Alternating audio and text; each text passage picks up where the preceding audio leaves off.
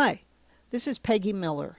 I'm a medical herbalist, and this is the news section of the podcast series, which has been going on for a bit and is being aired on MCAT, and also I'm starting to put segments of the series on YouTube under Highland Winds LLC. So you can find those there, but MCAT airs them on Sundays and Tuesdays. And so you can look at Missoula Community Access Television, and they're there as well. And they're offering DVDs for sale. And the reason that's important is you can actually get copies and keep them as a library if you're interested in certain sections. Okay, today I'm beginning the chronic and specific issues area. I had intro, then I had overview, then I went through maintenance, and now I'm getting into chronic and specific issues. Today, in part 1 of chronic and specific, I am talking about muscle cramps and circulation. And this is a backdoor way to talking about blood deficiency, which is a common Chinese traditional herbal medicine term. And when you have blood deficiency, one of the immediate and noticeable problems related to that is muscle cramps. That's the first thing. Then there's fatigue, then circulation issues occur, and then it can cause spleen key deficiency, but spleen key deficiency also causes blood deficiency in its own way, and I'm going to go into that.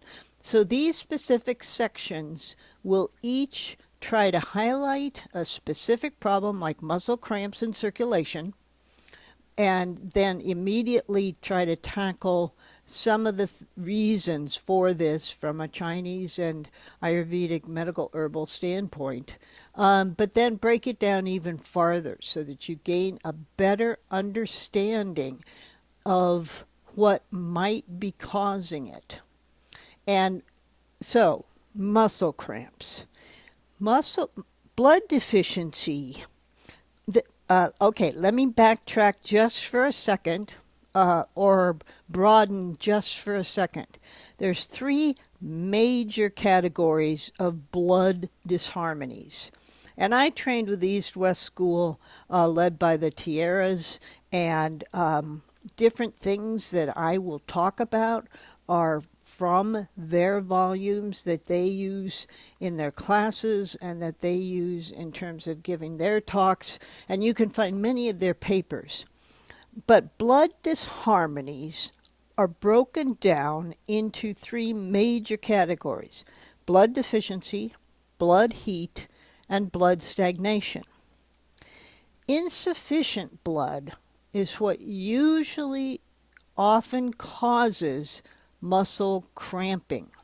It's like the first indicator that you've got blood deficiency going on. You can also have key deficiency and a number of other items, plus blood stagnation itself, and the kidneys can be related, etc. But the first thing, if somebody says they're having muscle cramps, I'll also ask, do you have dry skin? Do you have circulation issues? And usually, do you have fatigue? Usually the answers will be yes. But muscle cramps can be the first sign of blood deficiency. Now, muscle cramps are not fun. And usually, if you start to have them, for sloppy speech, if you have muscle cramps, they usually do not go away. If you suddenly had a series of them, it can be a sudden onslaught like we're having right now here in Montana of extreme cold, extreme, life-threatening cold. I mean, here in Missoula, it was minus 21 last night, and that's not wind chill factor. But in eastern Montana, they're getting minus 61. Down in Wyoming, they're getting minus 71. It's truly an issue. And cold itself can obviously cause muscle cramping because, to be honest, going back to blood, cold can make the blood sort of freeze up. Not sort of, just it does.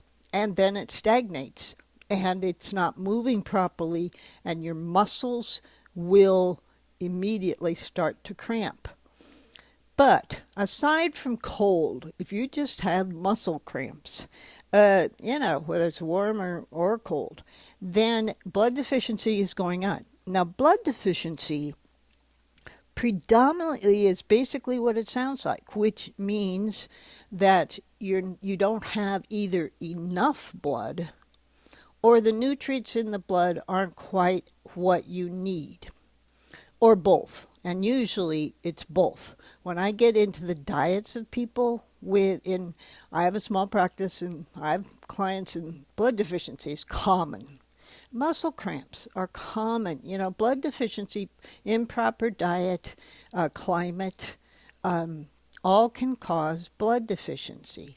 And also, and here it gets a little more complicated. What else can cause you to not have enough nutrients? Let's say you say, I eat great. I have a really good balance of proteins, carbs, and veggies, my minerals, I take a vitamin, I eat really well. A lot of greens, sprouts, etc. What's going on?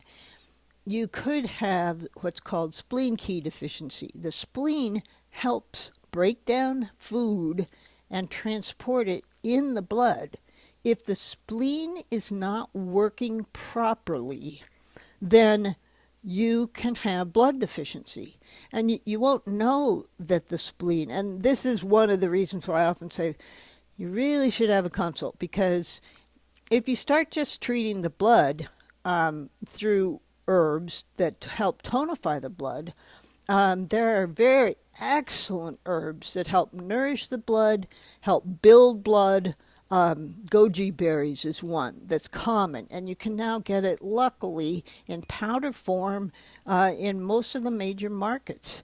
So goji berry is a blood and yin tonic. It's great. But let's say you start tonifying and prepared Romania, and there's a formula called Dongi 4, which is for blood deficiency, which athletes, by the way, often get. They use the nutrients. They're using their muscles so much that the muscles demand all the nutrients out of the blood. The blood gets overused, weaker, and you need to double up on herbs like the Dongi 4 formula when you're really heavily using your muscles. And it helps. It helps greatly.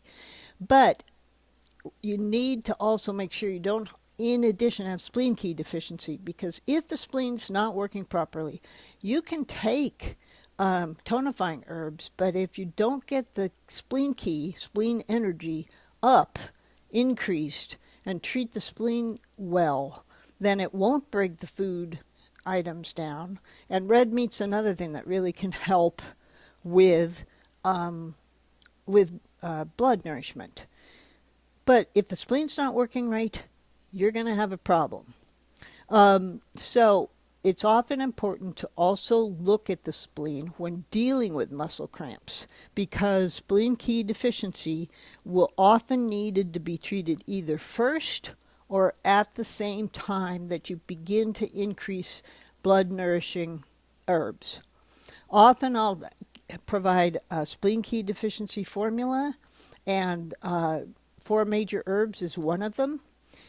Common for spleen key deficiency, and then add in a couple like goji and prepared mamani or dongi, or a number, any of those. Cornus also helps the kidneys.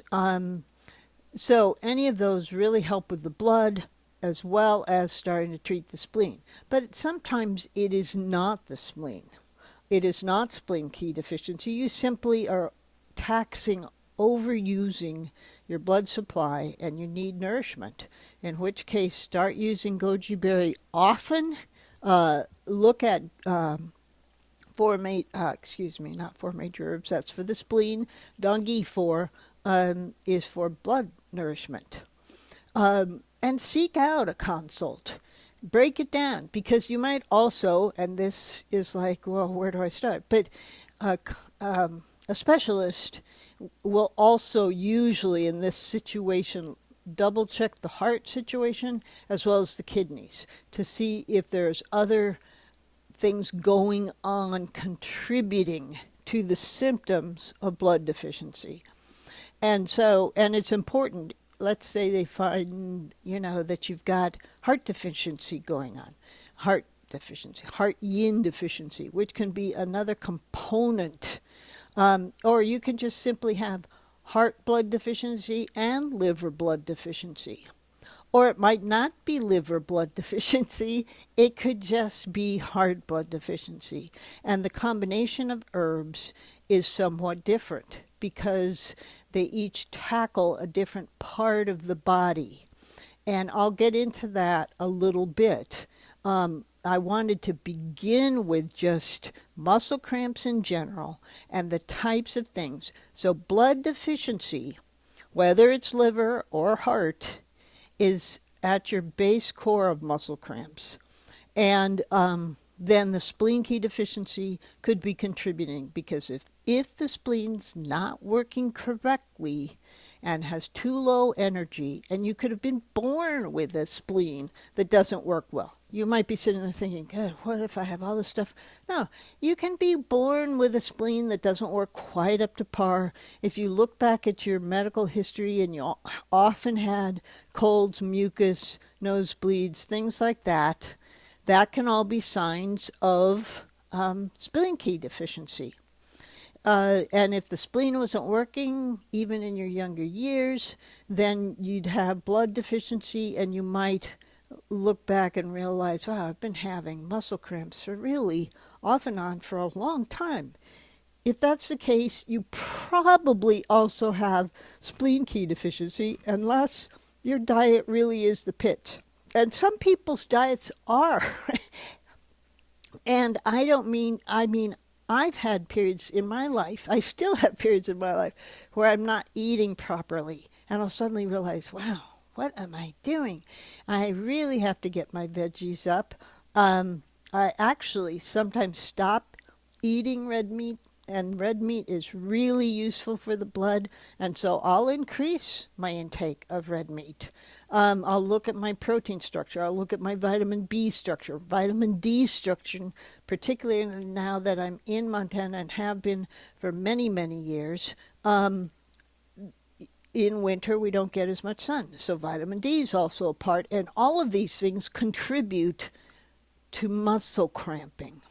So when I say blood deficiency, it can be a lack of the B vitamins, it can be a lack of certain proteins, and but the herbs I've already mentioned, the donkey 4, the goji berries, all help with those things. But in addition, multiple vitamins, good idea. Or taking a look at your B vitamins. Are you getting enough? Are you getting enough potassium? That combination is important for the blood and for muscle cramping. I will often increase my potassium, but more baked potatoes with skins, more bananas, more parsley, spinach, because that can all contribute to muscle cramping. The blood doesn't have the right nutrients. And it can just be that. Your spleen could be fine. So this is a beginning into this. I'm going to continue with the next episode. These are each 15 minutes. And I'll just continue along this path of you've gotten into the issue of muscle cramping. Look at the herbs that I've mentioned. Think about your spleen. I'm going to talk more about spleen key deficiency next time, and about circulation, all related to blood deficiency, muscle cramping, and symptoms that you could be having. All right? So you have a good one. I hope you'll look for part 2 of chronic and specific issues as it comes up. And I hope that you have a good week. And if you're in my neck of the woods, stay warm. Okay? Take care. This is Peggy Miller signing off. Bye.